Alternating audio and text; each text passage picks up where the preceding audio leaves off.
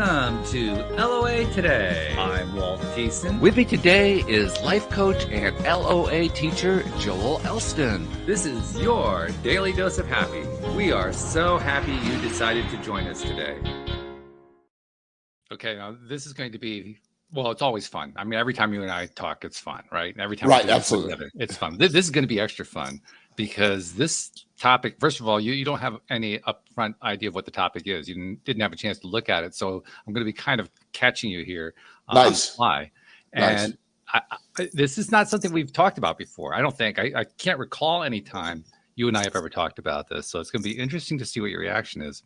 But to give you kind of a setup of it, I have, as you know, I'm not much of a TV watcher. I don't really get into a whole lot of TV, but lately, partly because I'm single now, partly because of the way my schedule is, I allow myself a little time each night to just kind of melt in front of the tube for half an hour, maybe an hour. And I very quickly ran through all of the different stuff that you could watch because I don't like any of it.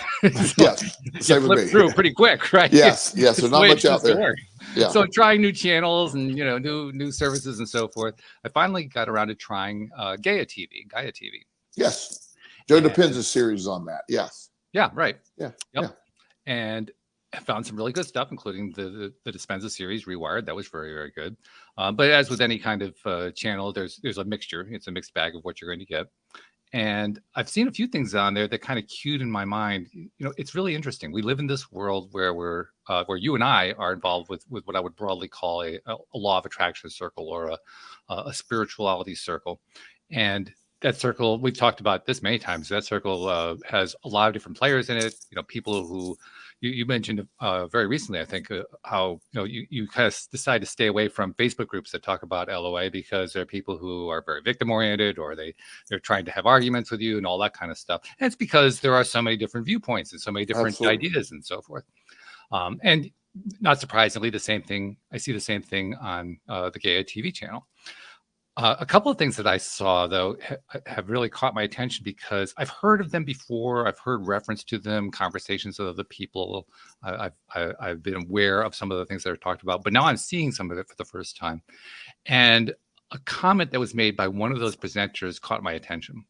This was a presenter, I can't remember his last name, Jason something or other, who is from an organization called the Light Society, I think it is. No, System, the Light System.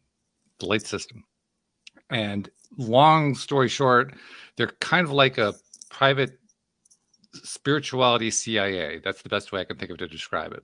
Nice. They're out there fighting the good fight, that kind of thing. But the reason I bring this up, not because of, what they're doing, hey, fine, whatever they want to do, it's okay. But he made a comment that was really interesting. His comment was, I am a very hard-headed realist. I'm a skeptic, and so I always investigate. I always look and I want to find the scientific evidence behind something, all that sort of thing. I said, oh, okay, well, that sounds interesting. That's kind of me. So I'd like to hear what he has to say. And then he did something really interesting, and made me do some self-reflection, asking myself, do I do the same thing? Because he proceeded to violate all of what he said. He literally skipped the science on like 3/4 of the things that he brought up. He literally skipped the skepticism. He went right to, well, you just believe this because I was like, what? Wow. What happened here? It's kind of like you're walking on something and somebody pulls the floor out from under you. Yes.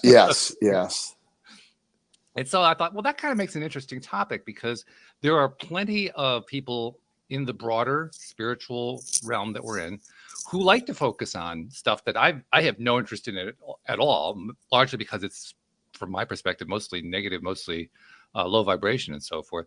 And yet they're fascinated by it, including some people that I care about. They're very close to me. So I think that's what I was paying attention to. I was asking myself, okay, so what is it that they're finding to be of such great value in these presentations?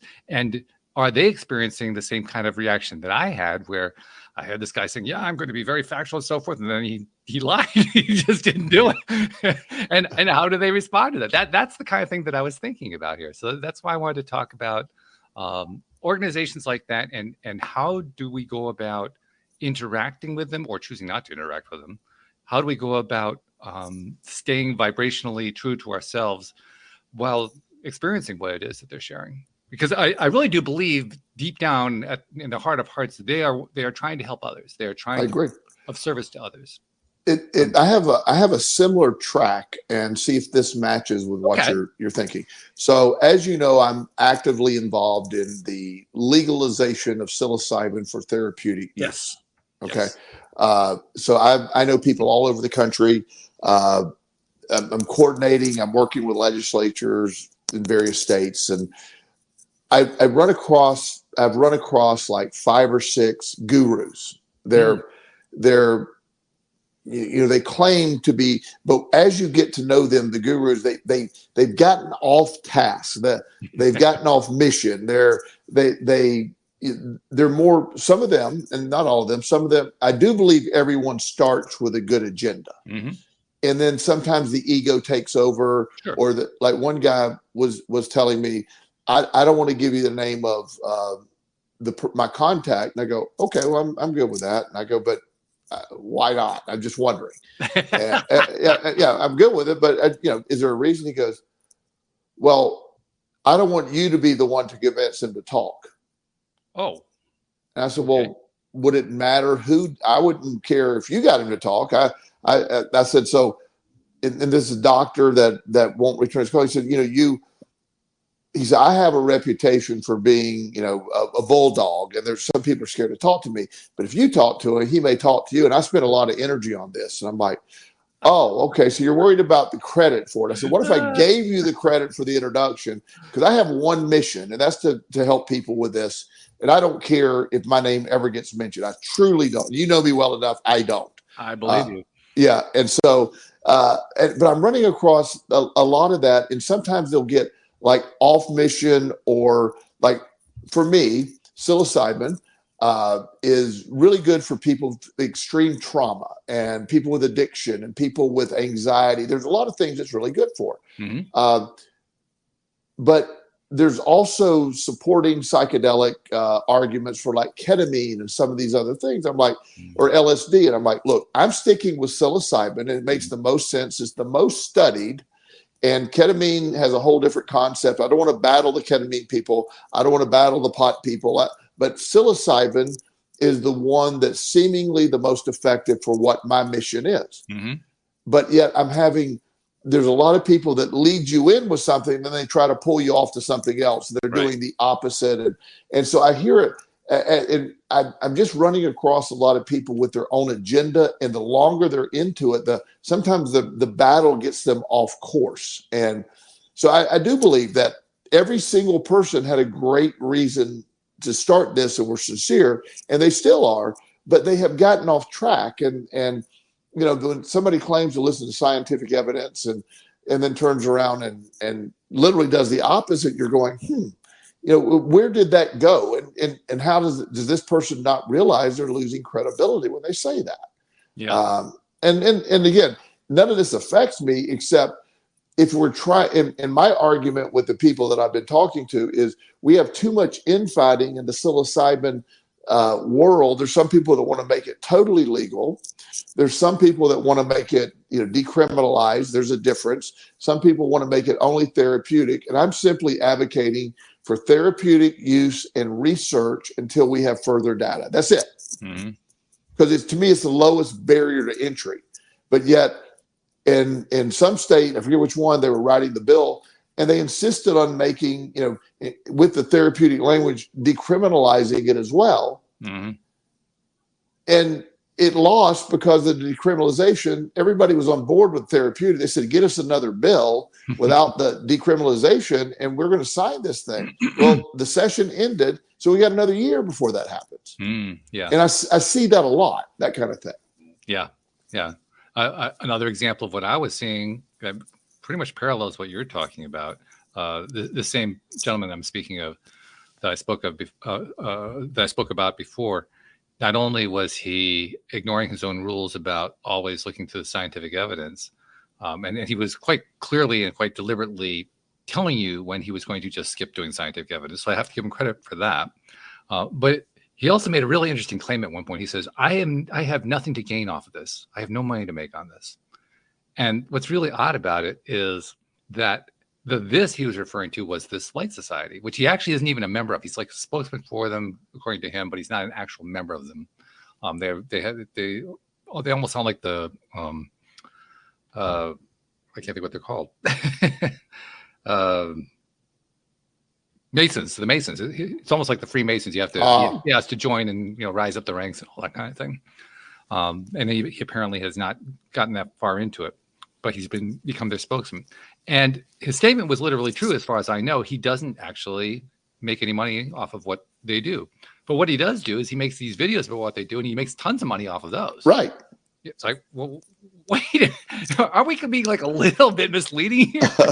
Yeah, but his, and when you start doing that, I that's the stuff that starts when people get in this. I'm not making any money off this, but I'm making a boatload. Like, what is the guy? Joel Osteen. I know. Oh, yeah, right. He will proudly state he takes no salary for his role as a preacher. Yes. He does it. Multi-million-dollar industry he's got there. Yeah. However, he makes $50 million a year on his books. Yeah, right. And all the other stuff. It's like, but he doesn't. I take no salary for this, and I'm making. And now I'm on board. If he wants to make $50 million, sure. Oh yeah, I have no objection to that. But don't sort of lead us to believe that you're wearing your $19,000 suit on TV every Sunday, and you're doing this out of the goodness of your heart. You know. Well, it probably is out of the goodness of his heart, just not exclusively. Well, but yeah, like he's doing it for free. I love what I do, but I make no bones about it. I make a lot of money, and I enjoy my career. I do. Right. I also do a lot of free stuff, but I'm getting into all that. I don't hide that I'm successful. And there's no need to. That's the thing that's so interesting about it. Why do they feel the need to hide? Why is that important? I don't get that. That's what I don't get. Yeah. All right. Well, it's nice to know we're on the same page on that one. We both don't get it. But we're both confused. But it is an interesting thing that when things happen, when people rally to a cause, and they everybody starts off in the right direction, and then things happen, and then you start turning people off and infighting, and people worrying about credit and who's getting the credit for this, or this isn't the vision I have, and then it all falls apart. And that takes place politically. That takes place in businesses. It's just, you lose focus of where you're at, and that's an amazing thing. So it's very frustrating, as you're saying. Now, there's also a second piece that comes along with it, and this is the one that I think actually concerns me more than the first one. Is just like, well, come on, there's no need to be a hypocrite or even sound like a hypocrite. Right. Don't do that. But the second one is more concerning, because what these people from these variety of different organizations and viewpoints are genuinely doing is they're doing what marketers tell us to do. They're pushing the hot buttons, the emotional hot buttons. This terrible thing is happening. That terrible thing is happening. This organization is rising up in defense of that terrible thing, or against that terrible thing, or whatever. And it gets to the point where the message is just chock full of terrible things. Sure. So at some point, I asked myself, okay, well, where do we end up focusing on the stuff that we like instead? And that's the part that seems to be missing. So I raised the question, well, shouldn't we be aware of this at least? I mean, it's fine that people are doing their best to get information out there, because that's what their defense normally is. I'm trying to get the information out there. That's great. But at some point, don't you have to accept some responsibility for how you're transmitting it? I would think so. Well, but the problem is, and we have had this discussion with a different flavor. We have talked about this in the sort of in politics, and how the negative sells. You get the most attention by the negative. The attention, unfortunately, it goes that way, and so right. When you get into this, I don't really, as you know, follow much politics, and I do have a confession to make. I watched the first 45 seconds of the debate the other night before I realized. You lived to tell the tale. Congratulations. Yeah, I quickly realized why I shouldn't be watching it. and decided, man, that can really mess you up pretty quick, because it was not a good thing to watch, and for me at least. And so yeah, but again, when you're always attacking on the negative, or you're always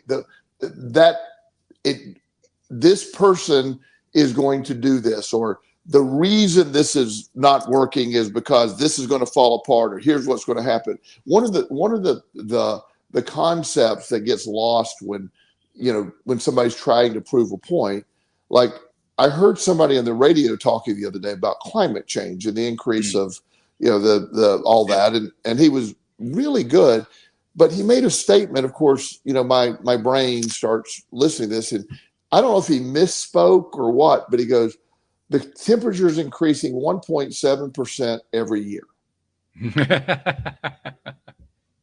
And I'm like, no, it's not.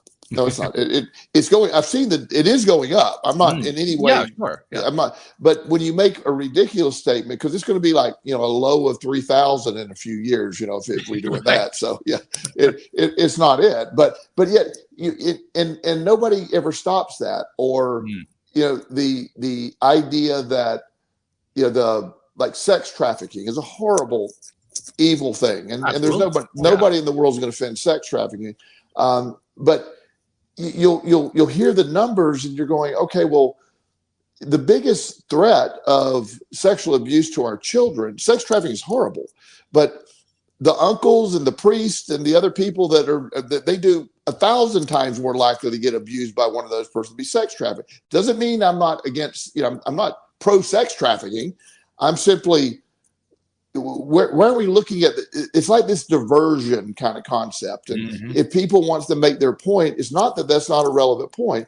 I'm a recovering compulsive gambler, and I share that openly.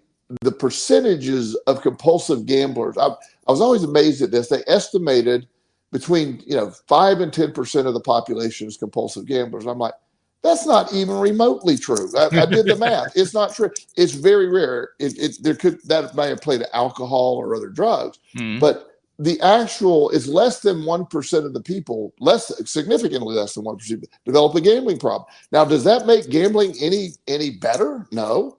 My gambling addiction almost cost me my life.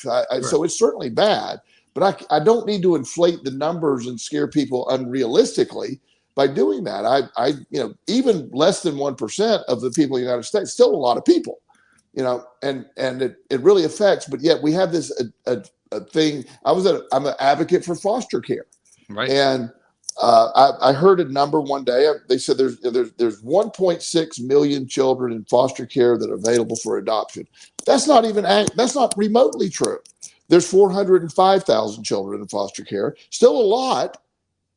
But it's like somebody feels we need to make it more juiced up. But then when you get caught saying that, then everybody sort of dismisses it as rhetoric anyway.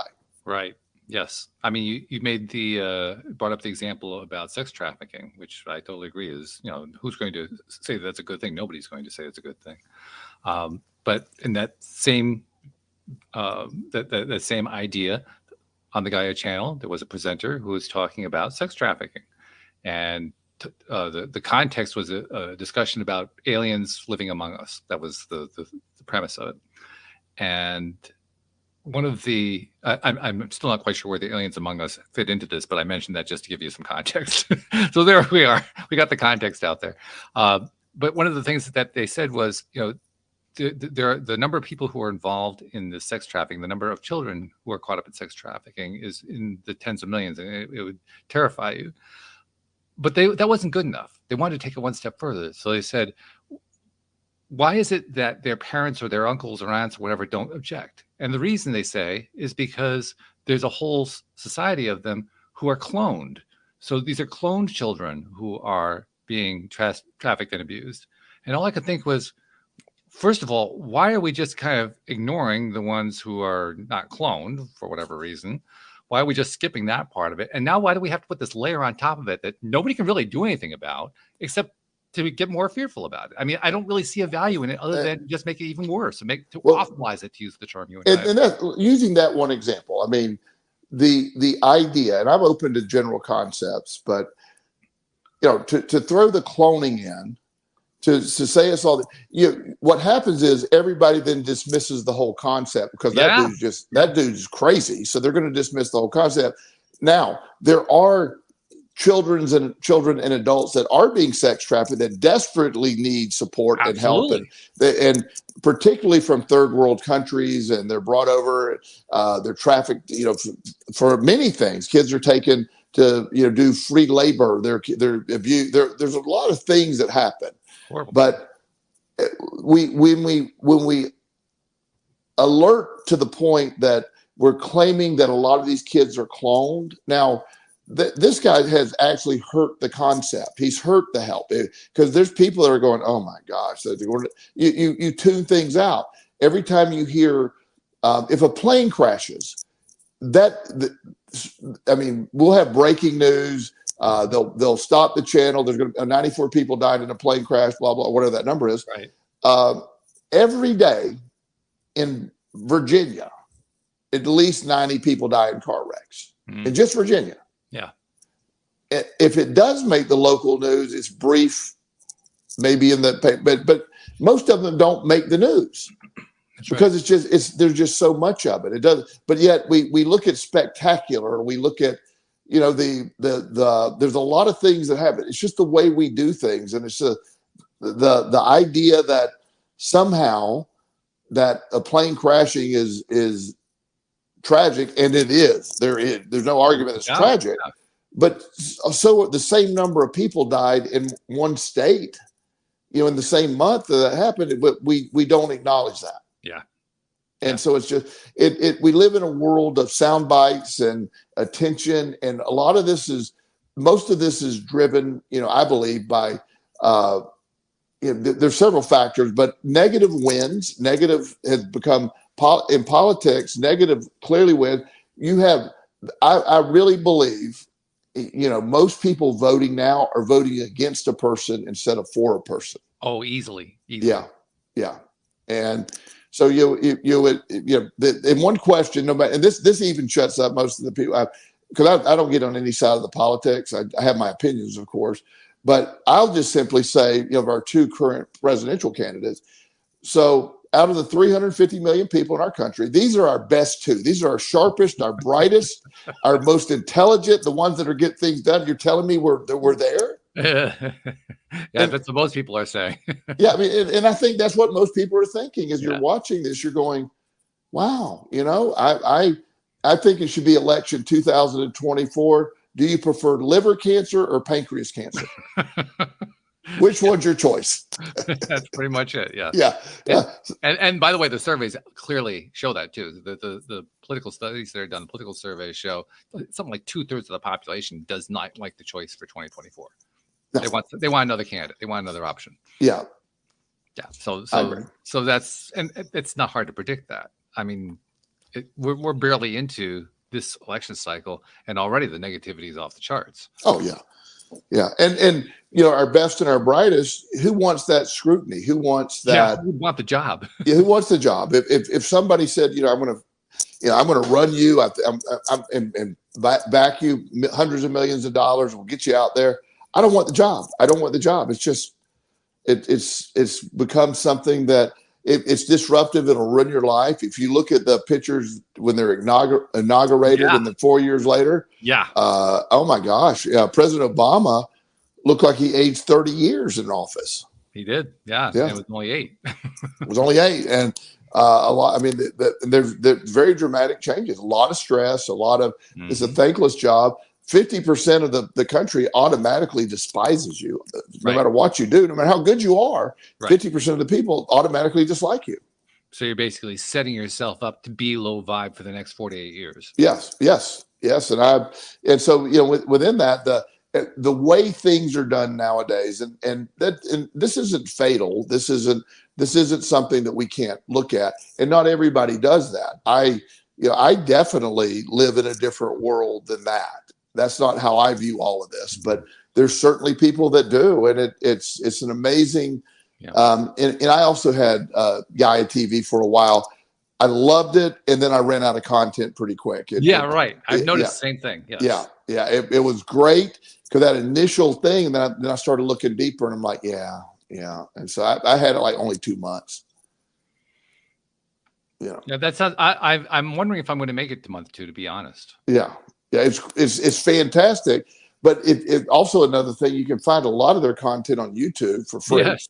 Yeah, and I'm not, and I would support them. It's not that I'm not trying to get away for free, but it's just this idea that, okay, I like Joe DePin's stuff. It's fantastic. There's a few other guys on there that I really like. Yeah. And there is some good stuff. Yeah, really good stuff. But it's for me, it was about a month's worth of stuff, and then the content was, there was some stuff that I wasn't. No disrespect to anybody else's beliefs. We talked about just different things. I sometimes the alien stuff gets way out there for me and all that, and I'm not opposed to the concepts, of course, but I just don't, that's not my line of stuff right now. I don't, Yeah. And well, some of it is interesting enough to me that I'm willing to listen to it. I think a lot of it has to do with what the attitude of the presenter is. Yes. That's what I'm noticing. I think it's one of the reasons I brought up this topic today, because the attitude of that presenter was, he's trying to be very factual, but he ends up going negative.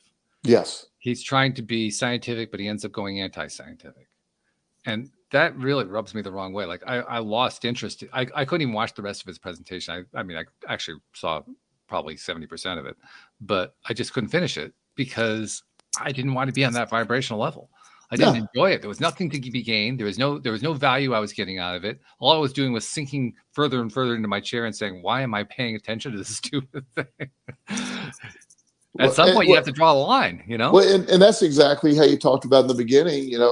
I belong to all the law of attraction groups. All that was fantastic. And for at first, and then I realized, oh my gosh, it's a war in here. And if I commented, I've had some very negative comments one time. I basically was, just trying to be supportive, and somebody obviously took what I wrong. And I forget even the comment, but said, "Do you even know what you're talking about? Do you even understand the law of attraction?" And I'm like, apparently not your version. Was my answer, but yeah, but and I laughed because it was just, and it wasn't against anybody. It just wasn't my vibrational level I needed to be at. Yes. Most of that is introductory stuff, and most of the people coming in are very, new to it, and they're still a lot of times stuck in victimhood and argument, all that, and not quite getting it. But I try to make sure my vibrational level is matching a presenter, for example. That's why I love Joe DePin's stuff. I love where he comes from. Right. That's big. His stuff is gigantic. I love his stuff and his thoughts, and he backs it up with a lot of science, and he backs it up with a lot of theory, and he's really good at distinguishing between the two. Yeah, I picked up a lot of stuff from him that I hadn't even heard before. I mean, some of the stuff that was in that Rewired series was new. Now I haven't consumed all of his content before. I've consumed some of it. So it's not terribly surprising that there were some new things in there, but nevertheless, there were new things, and I loved them. That's great. Yeah, and Bruce Lipton is a scientist. You familiar with him? Biology of Belief. Biology of Belief, right? Yeah, he's fantastic. So there's some guys out there that really step it up. Yeah. And you like that. And, what we were talking on the show about a guy, we couldn't remember his name, and I sent it to you after the show, Joe Vitale or Vitale. Oh, I remember Joe, right? Yeah. Yeah. So Joe he's a law of attraction guru. He always came across as a little bit of a con artist to me, but because he is. Because he is. So, but his content isn't wrong. It's just, what's funny, and I realize this, he advocates for, all you need to do is visualize it, and then it happens. Right. You don't need to work hard. Your mindset's everything. He may be the hardest working man. I get content. If you ever subscribe to one of his anything, you get 20 emails a day with various promotions and certifications, and he's one of the hardest working guys I've ever seen. And I have no problem. I like hard work. I'm an action oriented law of attraction guy. I believe that. But the fact he's espousing no action, and it happens, and then yet he literally, I don't think the guy rests. I mean, he's on every podcast that will talk to him. Again, it's not bad content, but it's not, it doesn't feel authentic because it's not what he does. Right, right. There is a lot to be said for internal consistency. I think that's Yes. what we're really driving at here. Yes. And that's me. And I've told you with multiple times, my version of the law of attraction is specific to the stuff I've gathered. I am not in any way claiming it's the only way it works. It works for me. I believe in mindset. I believe in, using manifestation techniques. And I also believe getting off your ass and getting to work is how it works. I really believe that. Yeah. So action with the law of attraction empowers the action to a level that I believe that. I have never had somebody walk up and say, here's $1 million, Joel. That it just didn't happen. Wish it would, but but I can go out and make $1 million.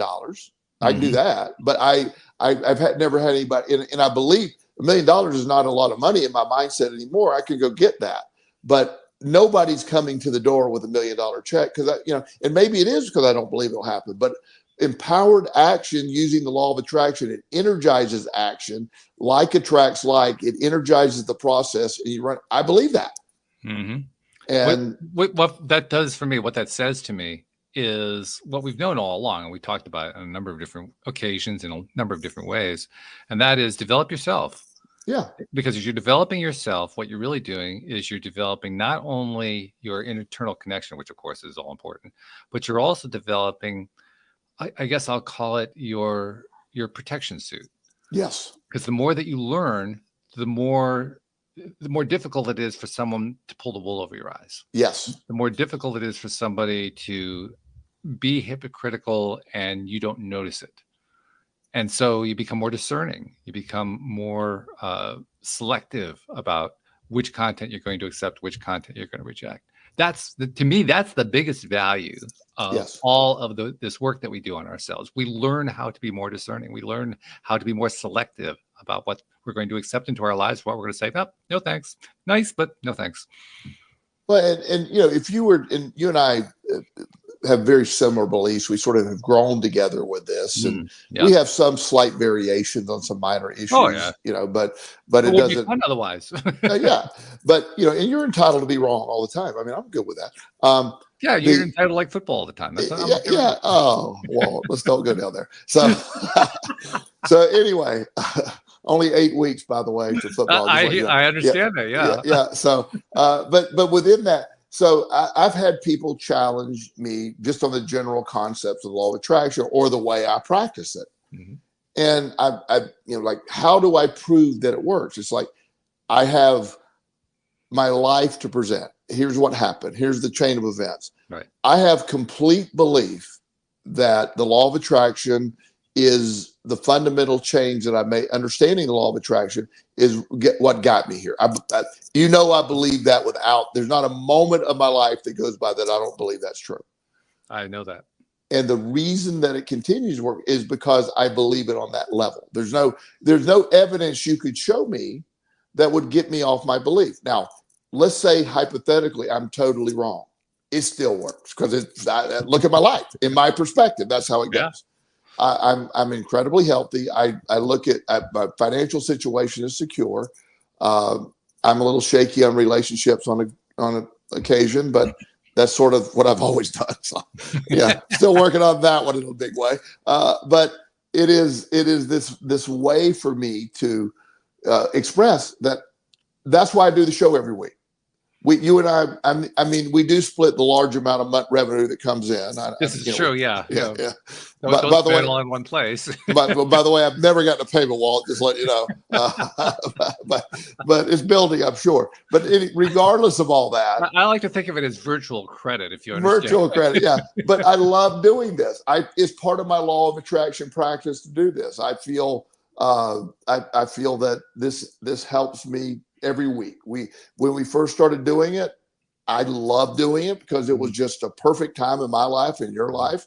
Yeah. It was basically me and you talking with nobody around for a long time. Yeah, it was a shock when somebody showed up, actually. Yeah. It's like, oh, there's a person listening. Yeah. But where we're at today, and the beauty of this is I believe in allowing, I believe in developing your own stuff, but there's forces at play that are the opposite of where we're at. And they work, because I also want to present the case that the law of attraction is in play with all the negativity. It's just the other side of it. The law of attraction is still working. It's just going for the other direction. And energy, negative energy seems more powerful. And the reason it seems more powerful is it's practiced so much, and so many people, when you truly get to that understanding of the, gratitude and positive thought, and whether it is really the most powerful way to live. But a lot of people have a hard time breaking away from that subconscious programming that we talk about often. Of the biology predisposes us to negative thinking. It's protective, to anticipating the worst. It appears to be protective. It's not actually, but it appears to be protective. What's the worst case scenario? How many times do people ask that question? What's the best case scenario? Yeah, we don't get that question very often. Yeah, and I always interrupt thoughts. What's the best thing that can come out of this? And then that's what I'm going to expect. Yeah, exactly. It's a fascinating thing, though, like you were saying, that we do have this very strong orientation toward the negative. I personally am very much, I find myself moving very much toward the idea of habit. I mean, there are a lot of different ways we've broken this down, a lot of different ways that we've explained why it is that we're so negatively focused as a culture, as a society, as a race. But I keep looking at habit. I keep looking at the way that the subconscious mind functions, and how it basically sets us up, or perhaps I should say we set ourselves up to always have the same expectation through habit. And the habit is neurological. It's built into our nervous system. So it's kind of like we set the habit, we keep building the habit, then we build it some more, then we build it some more, then we build it some more, and then we wonder why we have it. Yes. But it goes both directions. There's intentional habit too. That's right. Where was I? I'm going to ask a question. It's not a trick question. Where was I at 9 o'clock this morning? I have no idea. Where am I at every morning at 9 o'clock? I'm guessing your office, but the gym. Oh, the gym. Oh, okay. All right. Every day I'm in the gym. I always see posts from you like 6 a.m. So I figure, well, he must have been doing the gym now. Yeah. I mean, it might be 6 a.m. today, but it's every day it's programmed. I go to the gym. There's no negotiation. There's no thought of like, should I work out today? None of that takes place. It is part of my functioning. I didn't debate if I needed to pee this morning when I got up, and I don't debate if I go to the gym. You don't debate over that, really? I do not. And so it has become it can become a habit. Habits can serve you or they can defeat you. It's like anything else. There's two sides to that. The book Atomic Habit talks about how to develop incremental changes, all that stuff. Habits have they can be very, very helpful to you when you learn how to leverage them to your advantage. They can also be incredibly destructive with habitual mindset, negative thinking, and the habit of negative thinking. Trying to break. I was consulting with this family today. They have a family business, and they wanted to talk about all of the financials and the upcoming stuff. And you have the co-owners, the mom and dad of this family, that have incredibly negative thinking. They're very believing everything's falling apart every 8 seconds. And so, yeah, seriously, it is just bizarre to let, this happens or this happens. It's a very viable business, but they literally have a meltdown every day over something. Something like my next door neighbor, actually, but that's really? Okay. So what we did was, I was talking, and they kept wanting to talk about these details, and I said, the what's going to have to happen. I said, I'm not going to be a good fit for you, because everything's falling apart at least once a day is the problem. Your mindset's the problem. Your business plan is well done. Whoever wrote this for you, brilliant. I love that. The financials look great. The implementation, you need to work on some cost cutting over here, but that part's fine. But I want to work on your mindset and try to get you to realize you're sabotaging it using these. And the dad is thinking, He basically said, well, you're crazy. And I go, well, that's not really the point today. Which I said, yeah. I said, of course I am. But as far, I said, I've done this a lot, and we got to work on your mindset, because you're anticipating the negative and you're actually inviting it.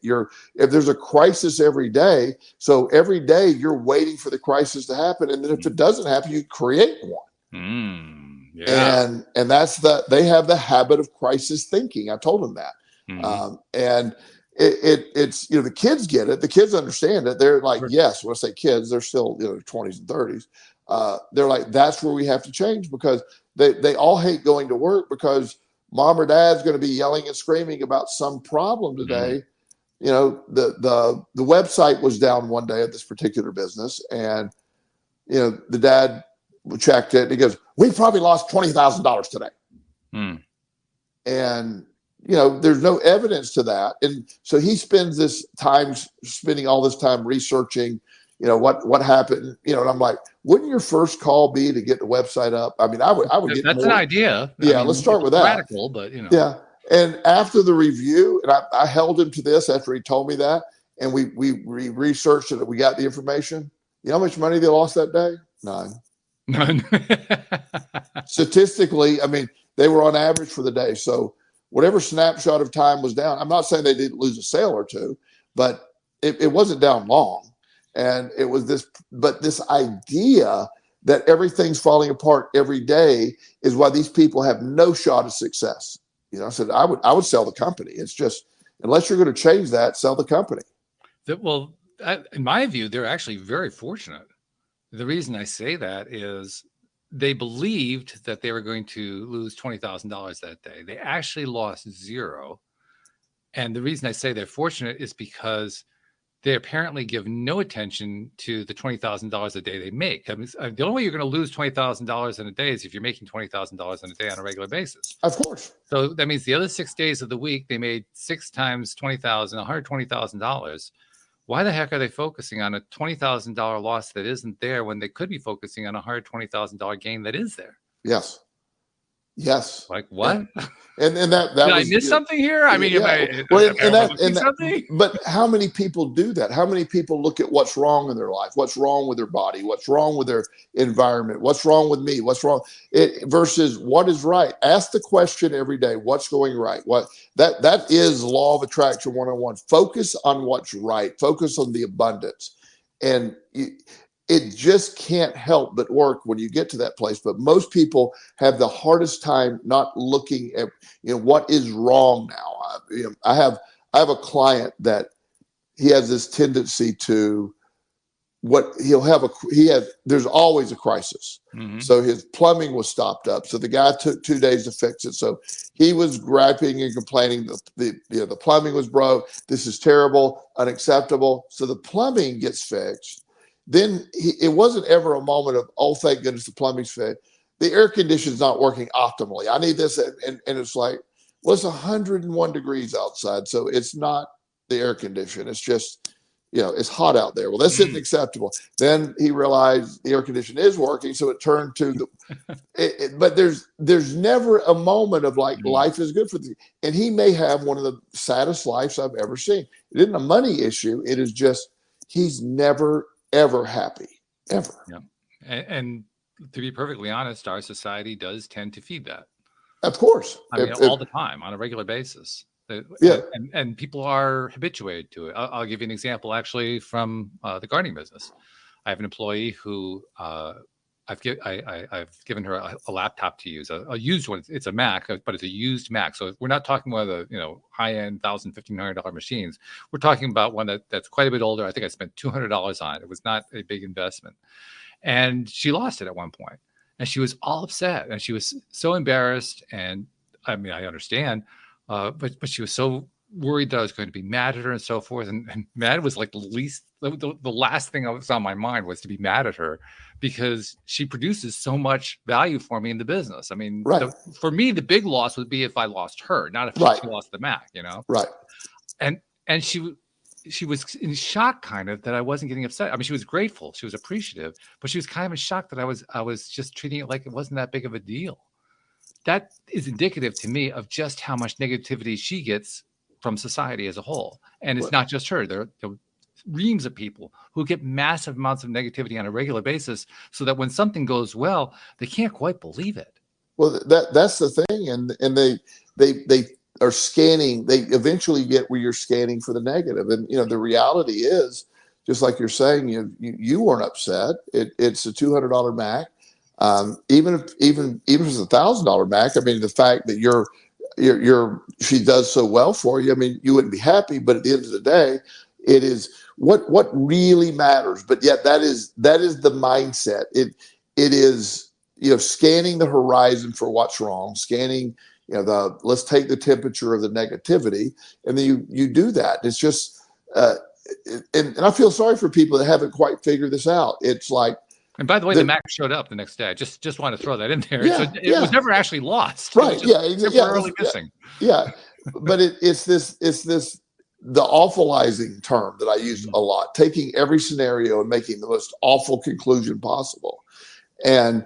When you wake up and you realize, and this is something, I don't leave the house until I adjust my mindset to one of abundance. And I tell you, I'm very honest with you. I don't wake up every day.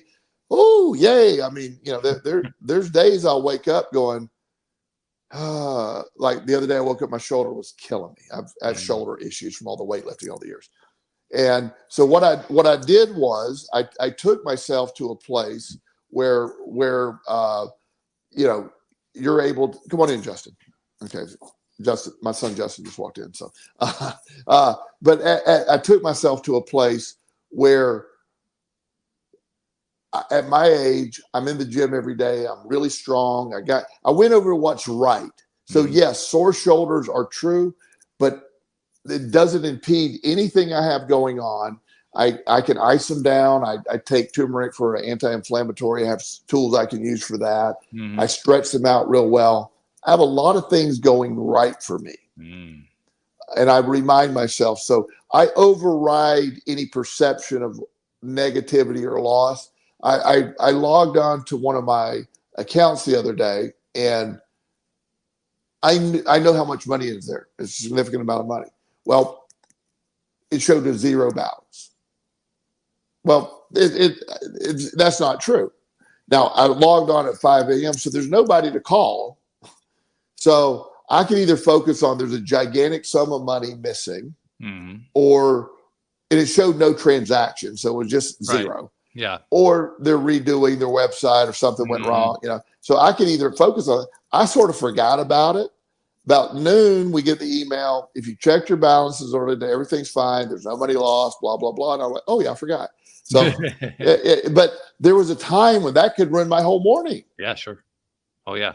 What happened? That happens regularly for a lot of people. Yeah. And it's like, and I even had the scenario laughingly said, yeah, if that is gone, there's still plenty more. I got other accounts. I mean, it's just, it wasn't that time where everything fell apart, and that's the beauty of understanding all of this, but also societal, we're getting more and more negative. It feels like it's winning. And I always, I'd want to blame just social media or the networks or whatever, but it's a formula. It's a process.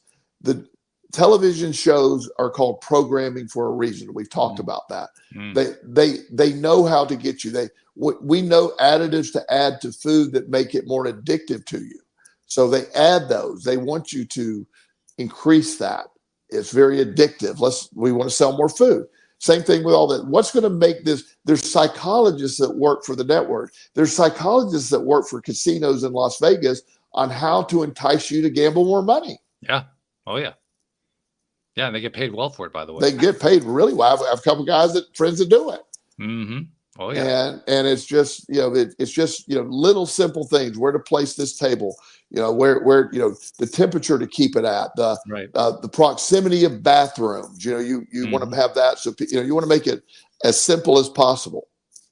All that matters. The comfort of the chair, you want people leaning back a little bit. If you don't want them leaning too forward, they design all of that. One casino got caught many years ago, for obvious reasons, of putting caffeine in their ice cubes. Okay. Yeah. Yeah, Yeah. that's creative. I'll give them Yeah. that. That's Yeah. creative. And people feel energized and they're awake all night. More gambling money, Right. Yeah. So but it's our world, but also the great news to all of this, the antidote to it is yourself. Go inward. Hmm. Understand this. Understand what makes you tick. Don't listen to Joel's version of that law of attraction. Go figure out your own version of how that Yeah. works for you. I'm the guy that I don't want to be the guru. I want you. I advocate for you finding your version of it. I'm And big by the about way, that. that's one reason why your and relationship with me, our relationship together has worked so well, because we never went at it with the idea that we had to have the same idea of how law of attraction worked. Oh, of course not. Yeah. That was never part of the conversation. In fact, now we know it works because you believe it works. Yeah. In fact, the astonishing thing was finding how much we agreed on. Yeah. Yeah. That was like, oh my God. Yeah. There's so much that we agree on. It's really nuanced on the other side. What's different, Oh, yeah. it's just, but Mike Dooley, he for a long time, I loved a lot of Mike Dooley's stuff. Well, he's taken a left turn on some stuff for me. He certainly has. Yeah. Yeah. And have no problem with that. That's working for him. Sure. But I can let go of Mike Dooley being one of my go-to people in law of attraction. Solid guy. I'm just not into whatever he's into now. I forgot what it was. It was very weird, in my opinion, but clearly not for him. And so it's this. I'm 90% Abraham Hicks, as you know. Oh, yeah. I don't agree with everything they say, but I agree with it's just I put all this together based on what works for me, and that's what we're shooting for. That's the bottom line. Bio-individuality in anything, but you can program all this. Life is incredibly simple. It's incredibly fun. I laugh every single day, even when things are, and I have a normal life. I mean, crazy stuff happens. I have to deal with, I have an 18-year-old son. I mean, he shot himself in the leg earlier in the year. That was fun. And, he's fine, but it's like, there's always something, but my perspective keeps everything going that right direction. Yeah. And that's the bottom line for our audience. I love our audience. I love that when, I get emails occasionally, people say that was a great show, or Facebook comments, and it's fantastic, but I'm not intending this to be, this is my directive. You got to do it this way. This is what works for me, but I beg you to please figure it out yourself. Don't take my word for it. If for no other reason, then you can teach us something that we haven't thought of yet. Yes, I have some. I talk about my younger clients. I have some of my younger clients that get into law of attraction that teach me things still. And it's like, oh wow, because they have such a direct. I mean, I'm always fascinated. I'm very teachable. I like to remain teachable. I study a lot of stuff. We talked quantum theory last week.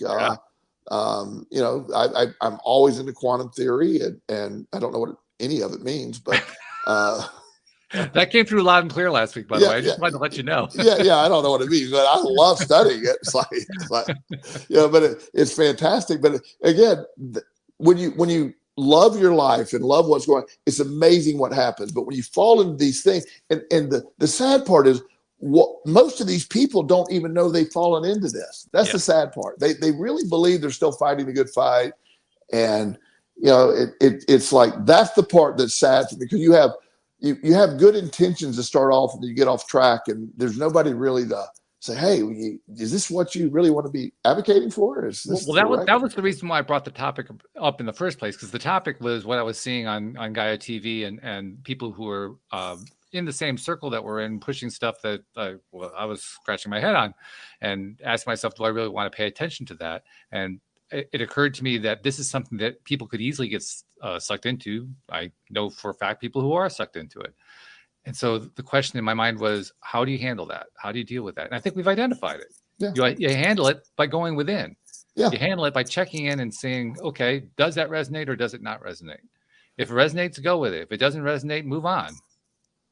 I mentioned, I don't know if it was our show or I do a couple other appearances every now and then on some various things.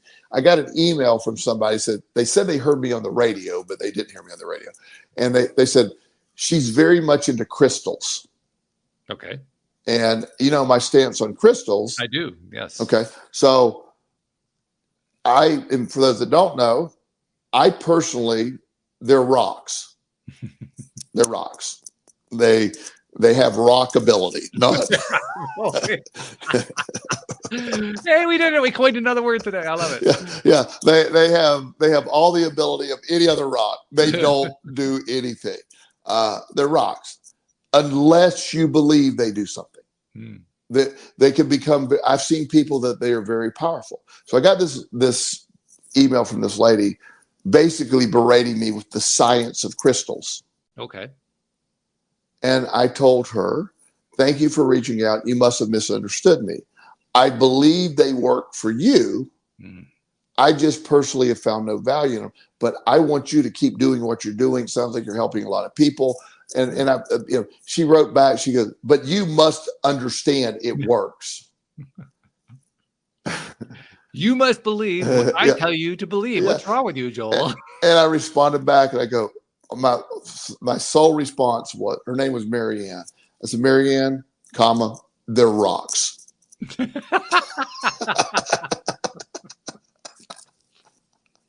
That was my answer. I hear you. Yeah. And anybody that does crystals, please don't email me. I do believe they work for people, but it's anything else. That's the concepts that we're talking about. Your beliefs become reality. And Joe Dispenza says, your personal reality, we all have a personal reality, personal reality. And that's it does work. I don't expect anyone to rush up and, I did exactly what you told me to do, and I made, $100 million or whatever. I want you to figure out the part of this journey. To me, the point of life is you get to figure it out. That's the whole point. You're placed here. There's no instruction manual or plopped onto a planet.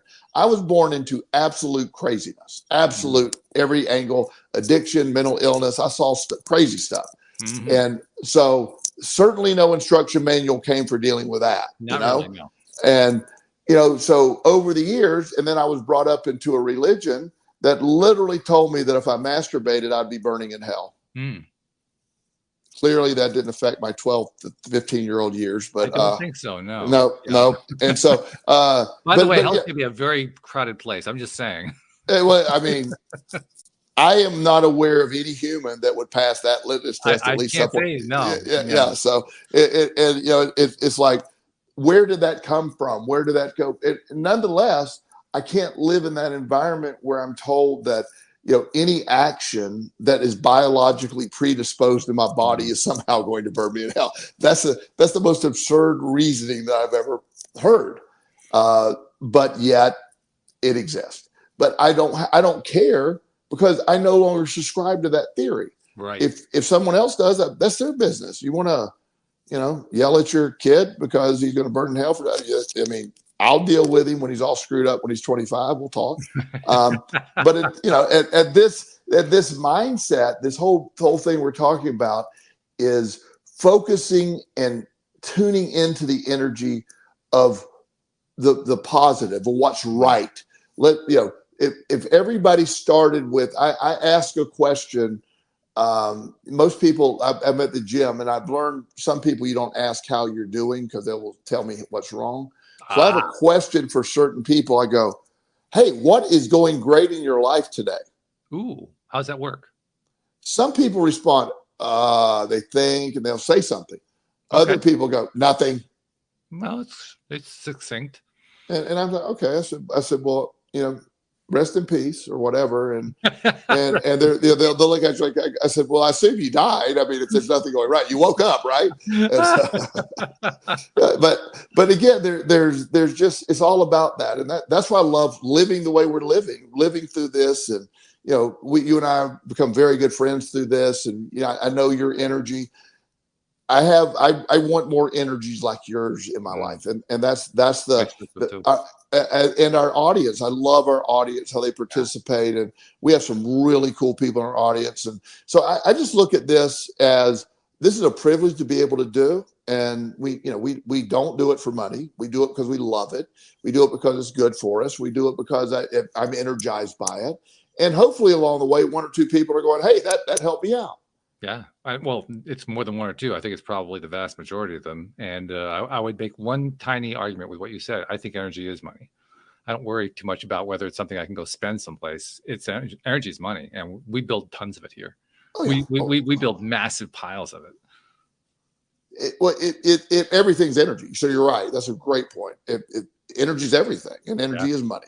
Energy, love is energy. There's and again, your perspective of that energy and the frequency of that energy, that how you do it makes it work.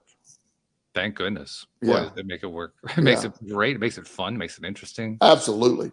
It makes it like I can hardly wait to do the next show with you next week. So I can't wait. All right. So it's a date, right? Absolutely. Let's see. Next week. This is the 4th of July week, by the way. That's that's good. right. Yeah. That's right. So I once again have failed to make any plans for the 4th of July. I tried to, but we haven't found it yet. So yeah. So I'm gonna probably just go to the gym, and I don't know. At 9 a.m. Yeah, well, maybe earlier because Oh, okay. Yeah, I mean I have one of my gyms, a 24-hour gym, so. Oh, so it could be 9 p.m. I can go anytime. I go twice that day. You never know.